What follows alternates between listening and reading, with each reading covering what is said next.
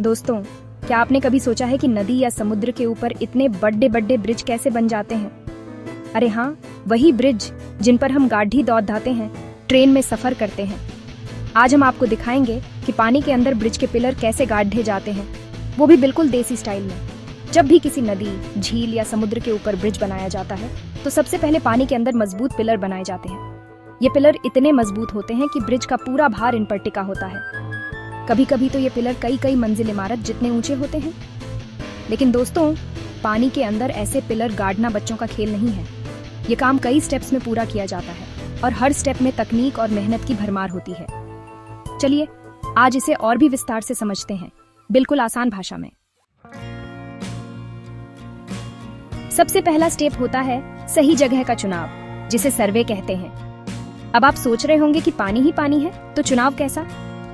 लेकिन दोस्तों, हर जगह पानी के नीचे की जमीन एक जैसी नहीं होती। कहीं मिट्टी होती है, कहीं चट्टाने, तो कहीं रेत। इंजीनियर्स पहले पूरा सर्वे करते हैं, पानी की गहराई मापते हैं और यह तय करते हैं कि ब्रिज के पिलर कहाँ कहाँ लगाए जाएंगे। इसके बाद आता है डिजाइन का काम। ब्रिज कितना बड़ा बनाना है, कितना वजन उठाना है, ये सब ध्यान में रखकर पिलर का डिजाइन तैयार किया जाता है।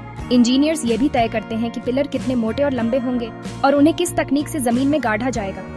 कभी कभी तो ये पिलर इतने ज्यादा होते हैं कि लगता है जैसे पानी के नीचे एक पूरा जंगल ही उगाया हो।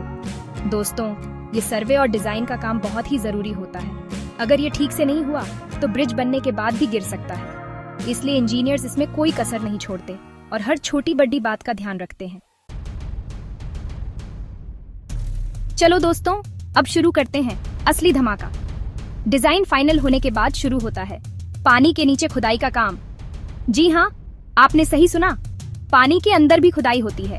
इसके लिए स्पेशल मशीनें होती हैं जिन्हें हम ड्रेजर कहते हैं। ये ड्रेजर पानी के नीचे जाकर मिट्टी, रेत या चट्टानों को खोदकर बाहर निकालते हैं। कभी कभी तो पानी इतना गहरा होता है कि ड्रेजर भी काम नहीं कर पाते। ऐसे में कैसॉन नाम की एक खास चीज का इस्तेमाल किया जाता है। ये एक तरह का बहुत बड़ा डब्बा होता है जिसे पानी में डुबो दिया जाता है। फिर इस डब्बे से पानी बाहर निकाला जाता है और अंदर खुदाई का काम किया जाता है। दोस्तों, ये खुदाई का काम भी बहुत ही मुश्किल और खतरनाक होता है। पानी का दबाव इतना ज्यादा होता है कि थोड़ी सी भी गलती भारी पीढ़ी डेट सकती है। लेकिन हमारे इंजीनियर्स और मजदूर भाई इस काम को भी बड़ी ही बेहतरीन तरीके से करते हैं। एक बार फाउंडेशन की खुदाई हो जाने के बाद अगला स्टेप होता है पिलर के लिए गड्ढे बनाना। इसके लिए पाइल फाउंडेशन तकनीक का इस्तेमाल किया जाता है। इसमें लंबी लंबी स्टील या कंक्रीट की पाइप नुमा संरचनाएं, जिन्हें पाइल्स कहते हैं, जमीन में गाढ़ी जाती हैं। अब आप सोच रहे होंगे कि इतनी मोटी मोटी पाइप को पानी के अंदर जमीन में कैसे गाढ़ा जाता होगा। तो दोस्तों, इसके लिए खास तरह की मशीनें होती हैं जो इन पाइप को जोर से जमीन में ठोकती हैं। और हाँ, कभी कभी तो चट्टानें इतनी सख्त होती हैं कि उन्हें तोड़ने के लिए डायनामाइट का भी इस्तेमाल किया जाता है। ये काम भी बहुत ही ध्यान से किया जाता है, क्योंकि अगर पाइल्स सीधी नहीं गाढ़ी गई तो पूरा पिलर टेढ़ा हो सकता है, और अगर पिलर टेढ़ा हुआ तो ब्रिज कैसे टिका रहेगा। दोस्तों, अब बारी आती है इन पाइल्स को और भी ज्यादा मजबूत बनाने की। इसके लिए पहले तो इन पाइप के अंदर लोहे की सलाखें यानी स्टील बार्स डाली जाती हैं, जैसे कि हम अपने घर की छत में सरिया डालते हैं। फिर इन पाइप के अंदर एक खास तरह का मसाला भरा जाता है जिसे कंक्रीट कहते हैं। यह कंक्रीट पानी के अंदर भी जम जाता है और पाइप को एकदम पक्का और मजबूत बना देता है। अब ये पाइल्स इतनी मजबूत हो चुकी होती है कि किसी भी बड़े से बड़ा वजन भी आसानी से उठा सकती हैं। चलो दोस्तों, अब बनाते हैं पिलर। एक बार पाइल्स तैयार हो जाने के बाद उनके ऊपर बड़े बड़े कंक्रीट के ब्लॉक रखे जाते हैं, जैसे कि हम ईंटों से दीवार बनाते हैं।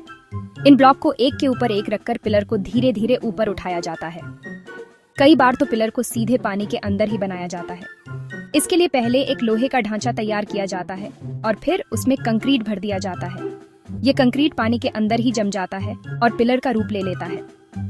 दोस्तों, ये काम भी बहुत ही ज्यादा ध्यान से किया जाता है, क्योंकि पिलर बिल्कुल सीधा और मजबूत होना चाहिए। छोटी सी भी गलती से पूरा ब्रिज खतरे में आ सकता है।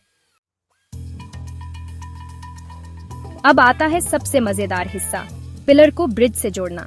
इसके लिए सबसे पहले गर्डर बीम नाम की लोहे की मोटी मोटी बीम पिलर के ऊपर रखी जाती है। ये बीम इतनी मजबूत होती हैं कि ब्रिज का पूरा वजन आसानी से उठा सकती है। फिर इन बीम के ऊपर ब्रिज का मुख्य हिस्सा, जिसे डेक कहते हैं, रखा जाता है। ये डेक कंक्रीट या स्टील का बना होता है और इसी पर हमारी गाड़ियां चलती हैं। डेक को पिलर के ऊपर रखने के लिए बड़ी बड़ी क्रेन और हाइड्रोलिक जैक का इस्तेमाल किया जाता है। दोस्तों, ये काम इतनी सटीकता से किया जाता है कि ब्रिज का हर हिस्सा एकदम परफेक्ट तरीके से जुड़ा जाता है। एक भी इंच का फर्क नहीं होना चाहिए, वरना ब्रिज कमजोर हो सकता है। लो दोस्तों, ब्रिज लगभग तैयार है। अब बारी आती है फिनिशिंग टच की। ब्रिज पर सड़े ढक बिछाई जाती है, रोड मार्किंग की जाती है और साइड में रेलिंग लगाई जाती है ताकि कोई गाड़ी नीचे ना गिर जाए। लाइट पोल भी लगाए जाते हैं ताकि रात में भी ब्रिज चमकता रहे। लेकिन दोस्तों, ब्रिज बनाने के बाद सबसे जरूरी काम होता है उसकी जांच करना। इंजीनियर्स ये सुनिश्चित करते हैं कि ब्रिज पूरी तरह से सुरक्षित है और किसी भी तरह का कोई खतरा नहीं है। इसके लिए ब्रिज पर भारी भारी ट्रक और बसें चलाई जाती हैं। अगर सब कुछ ठीक रहा तो ब्रिज को जनता के लिए खोल दिया जाता है। दोस्तों, ब्रिज बनाना कोई आसान काम नहीं होता। इसमें सालों की मेहनत, करोड़ों का खर्चा और सैकड़ों लोगों की लगन होती है। अगली बार जब भी आप किसी ब्रिज पर से गुजरे तो उन सभी इंजीनियर्स, मजदूरों और कामगारों को जरूर याद करना जिन्होंने इसे बनाने में अपना कीमती योगदान दिया है।